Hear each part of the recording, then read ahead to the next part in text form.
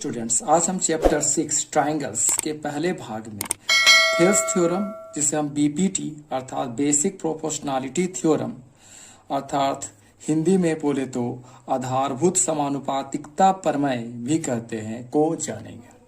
जिसका स्टेटमेंट कहता है कि if a triangle is drawn parallel to one sides of a triangle to intersect the other two sides in distinct point, the other two sides are divided in the same ratio।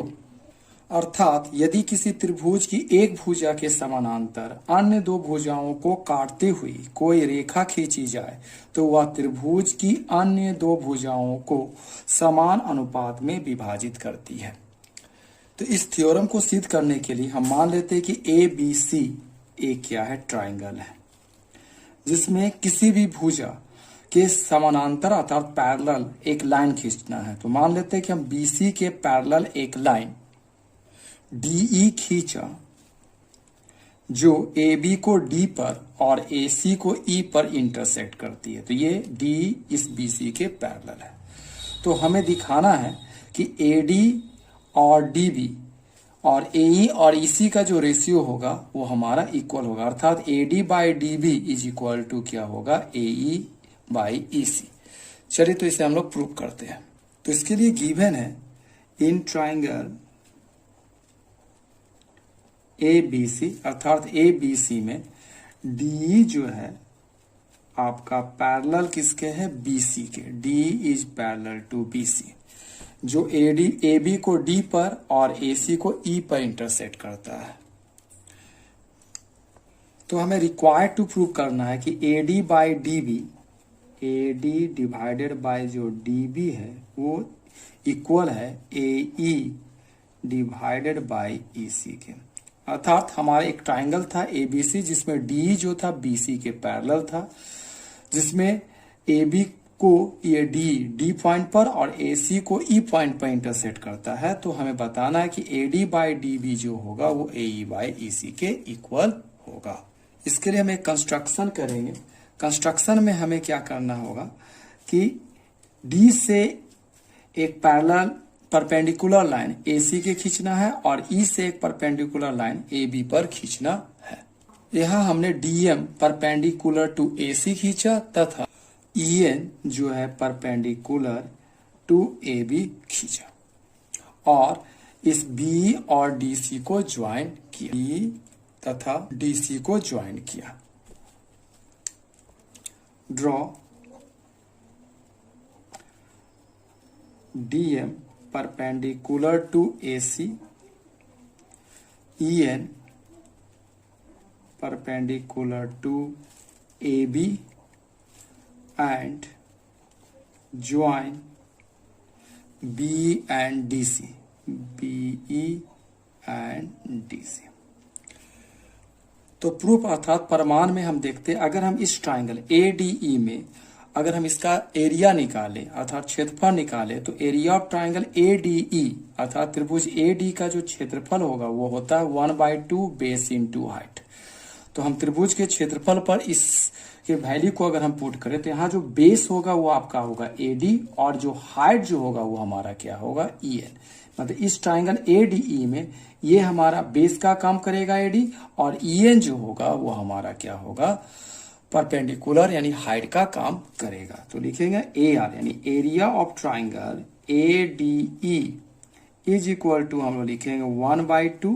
यहाँ जो base जो है वो किसके बराबर है, AD के equal है और जो हाइट है वो किसके इक्वल है, EN के इक्वल है।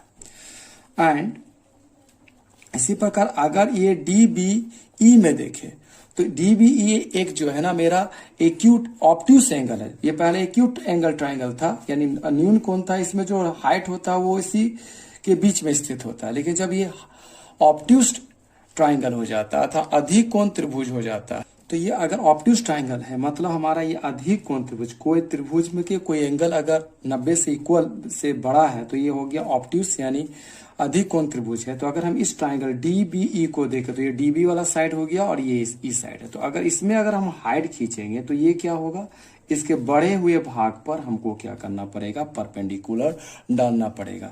तो ये हमारा क्या करेगा, बेस का काम करेगा, और यही जो EN है वो हमारा क्या करेगा, हाइट का काम करेगा। तो अगर हम इसी ट्राइंगल में देखें तो DBEN में, तो ये हमारा बेस का काम करेगा, और ये जो EN है इसके लिए भी हाइट का काम करेगा। तो एरिया ऑफ ट्राइंगल अगर हम DBE लेते हैं तो हमें क्या लिखना पड़ेगा, 1/2 बेस जो होगा हमारा यहाँ क्या आ जाएगा, DB के इक्वल होगा, किंतु जो मेरा हाइट है वो क्या होगा, EN के इक्वल होगा।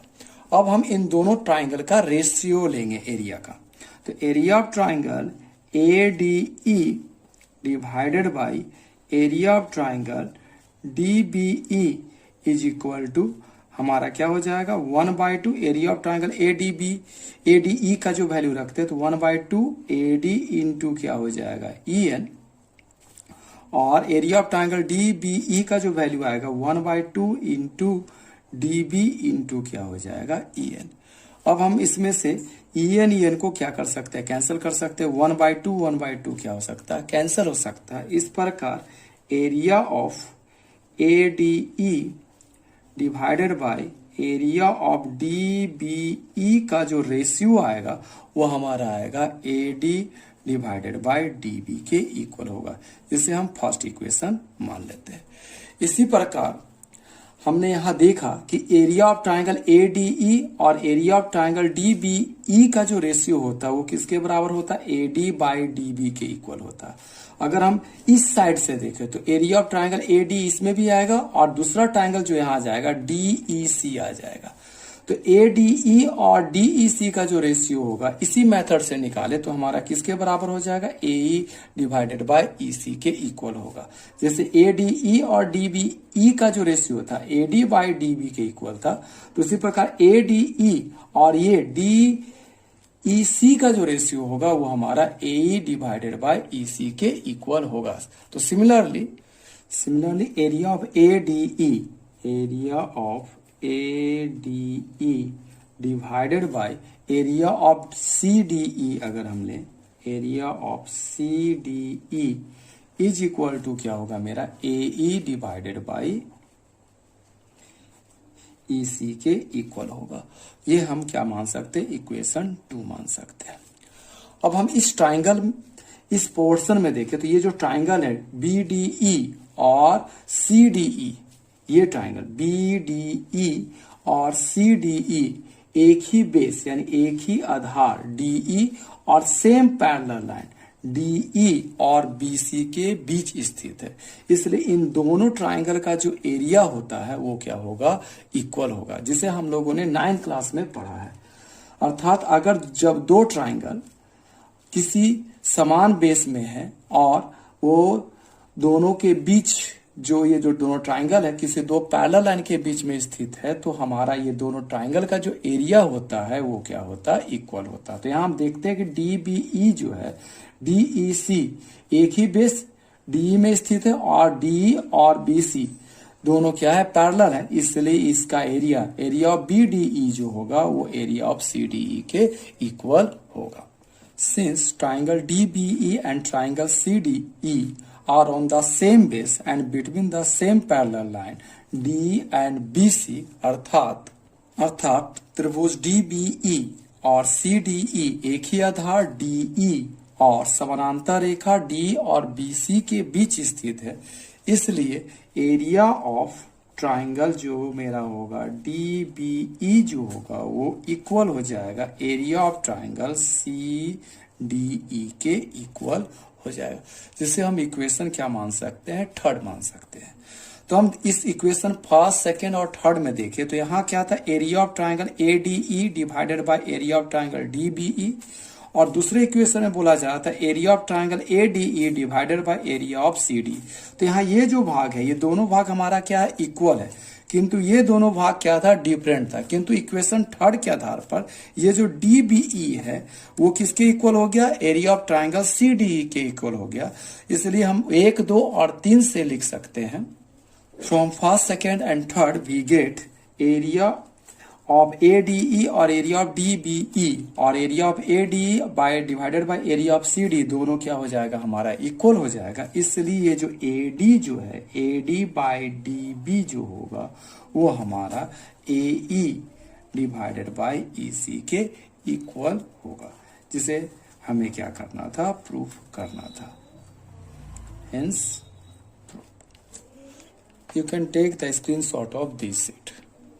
तो हमने थेल्स थ्योरम में जाना कि अगर ये ABC एक क्या है, ट्राइंगल है, ABC एक ट्राइंगल है जिसमें D जो है हमारा BC के क्या है, पैरेलल है, और ये AB को D पर तथा AC को E पर इंटरसेक्ट करता है, तो AD बाई DB जो होता है वो AE बाई EC के इक्वल होता है। इन ट्राइंगल ABC हमने देखा कि D अगर BC के पैरेलल है तो हमारा क्या होता है, AD बाई जो DB होता है वो क्या होता है, AE डिवाइडेड बाई EC के इक्वल होता है। तो अगर हम इस दोनों रेशियो के में एक जोड़ देते हैं, if adding one both side, adding one both sides we get, यानी दोनों ओर एक जोड़ने पर तो हमारा क्या आएगा, AD by DB plus 1 is equal to क्या हो जाएगा, AE बाई EC प्लस 1 के इक्वल होगा। तो हम 1 को क्या लिख सकते हैं, 1 बाई 1, और ये भी क्या हो जाएगा 1 बाई 1 के। तो अगर हम इसका एलसीएम ले तो ये आपका आ जाएगा DB और 1 का एलसीएम DB आएगा, और DB से DB कैंसिल करें तो क्या आ जाएगा 1, तो 1 को AD से इंटू करेंगे तो AD आएगा, प्लस 1 से जैसे 1 का टेबल में 2 टाइम्स में आता है, तो 1 का टेबल में DB का जो वैल्यू होगा वही DB आएगा, तो DB को 1 से इंटू करने पर ये क्या आ जाएगा, DB के इक्वल होगा। उसी प्रकार EC और 1 का एलसीएम मेरा क्या आ जाएगा, EC, और EC कैंसिल हो जाएगा तो 1 आएगा, तो 1 को AE से इंटू करने पर AE ही आएगा, प्लस 1 से EC को डिवाइड करने पर EC आएगा, तो EC को 1 इंटू करने पर EC आएगा, तो EC को 1 से इंटू करने पर EC आया। तो हम देखते हैं कि AD और DB का जो सम है, ये जो AD है और ये DB का जो सम है वो किसके इक्वल है, हमारा AB के इक्वल है। तो AB बाई DB, यानी इस को हम क्या लिख सकते हैं, AB बाई D लिख सकते हैं। उसी प्रकार AE प्लस EC को हम लोग क्या लिख सकते हैं, AC बाई क्या लिख सकते हैं, EC। अर्थात जो हमने अभी थेल्स थ्योरम में पढ़ा कि अगर किसी ट्राइंगल में अगर D जो है BC के पैरेलल है तो ये क्या होता है, AD बाई DB जो होता है वो AE बाई EC के इक्वल होता था, किंतु हम इसे क्या लिख सकते हैं, अब अगर किसी ट्राइंगल में यानी ABC में D अगर BC के पैरेलल है तो हम इसे AB डिवाइडेड बाई DB और is equal to AC divided by EC भी लिख सकते हैं। इसी प्रकार हम चाहे तो हम इसे क्या लिख सकते हैं, AB divided by AD is equal to AC divided by AE भी लिखा जा सकता है। यानी हम इसे चाहे तो लिख सकते हैं AB divided by AD is equal to AC divided by AE भी लिख सकते हैं। तो ये सभी हमारा क्या हो गया, थेल्स थ्योरम से निकला, इसलिए हमें उपसाद या कोरोलरी ऑफ थेल्स थ्योरम या BPT थ्योरम भी कहते हैं। अगर हमारा ये वीडियो आपको पसंद आया तो हमारे वीडियो को लाइक, शेयर और सब्सक्राइब करें।